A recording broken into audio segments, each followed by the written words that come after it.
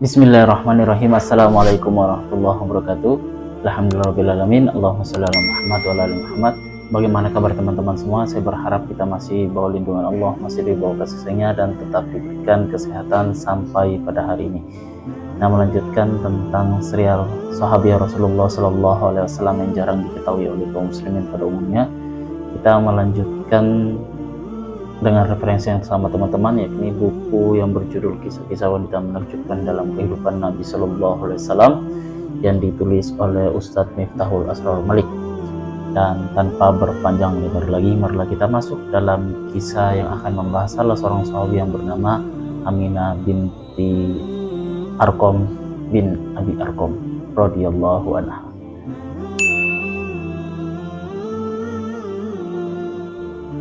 Nama beliau adalah Aminah binti Arqam bin Abi Arqam bin Asad bin Abdullah bin Umar bin Makhzum bin Yakhza al-Makhzumi. Ayahandanya adalah Arqam, salah seorang sahabat terdekat Rasulullah Sallallahu Alaihi Wasallam, dan dia berasal dari salah satu kabilah ternama di kota Mekah, keturunan Makhzum bin Yakhza, yaitu cucu dari tokoh Quraisy Murrah bin Ka'ab yang merupakan nenek moyang dari berbagai klan dari suku Quraisy yang menetap di sekitar kota Mekah.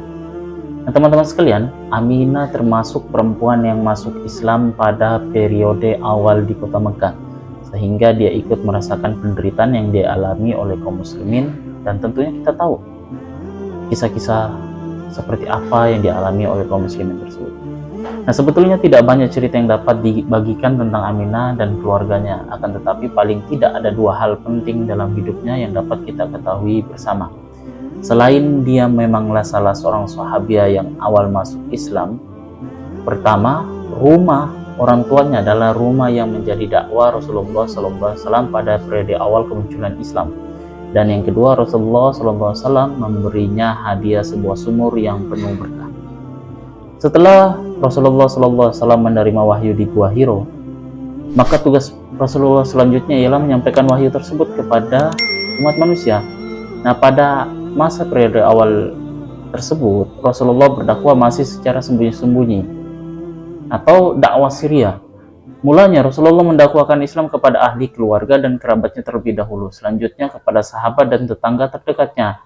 Adapun menjadi tempat Rasulullah menyampaikan wahyu Allah Subhanahu wa taala itu dan menjadi markas sebagai orang-orang baru yang mempelajari Islam adalah rumah Arqam, ayahanda dari Aminah yang kita bahas pada kisah ini. Nah, pada waktu itu Mekah adalah kota suci yang menjadi tempat tujuan para peziarah dan tempat persinggahan kafilah dagang dari berbagai penjuru jazirah Arab, sehingga Mekah menjadi kota yang sibuk dan ramai dikunjungi banyak orang. Sedangkan rumah Arqam dianggap tepat sebagai tempat berkumpul mendengarkan wahyu-wahyu yang diterima Rasulullah SAW karena terletak di Bukit Syafa, sehingga cukup jauh dari hiruk-pikuk masyarakat. Aminah cukup dekat dengan Rasulullah SAW, teman-teman, dan ahlu bait Rasulullah. Bukan hanya ketika masih tinggal di kota suci Mekah, namun setelah berhijrah ke kota Nabi, yaitu Madinah.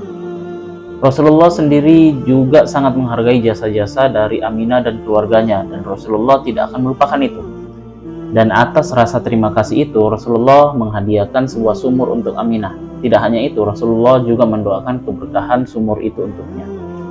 Abu As-Sa'ib Al-Makhzumi, cucu Aminah, telah meriwayatkan dari Aminah bahwa Rasulullah SAW menghadiahkan Aminah sebuah sumur di tengah lembah yang ditumbuhi rumput subur yang bernama Akik di Madinah. Lalu sumur itu dinamakan dengan sumur Aminah, dan Rasulullah juga mendoakan keberkahan sumur itu untuknya. Demikianlah kisah Aminah binti Arqam, sang pemilik sumur yang meski terkesan sangat singkat namun layak masuk menjadi bagian kehidupan Rasulullah SAW yang terukir dengan tinta emas dalam sejarah peradaban umat manusia. Wallahu a'lam bishawab. Teman-teman sekalian, untuk kisah pendek ini saya akhiri sampai di sini. Insyaallah kita bertemu dalam kisah-kisah wanita menakjubkan dalam kehidupan Rasulullah SAW yang lain, atau sahabiah Rasulullah yang terlupakan oleh kaum muslimin pada umumnya.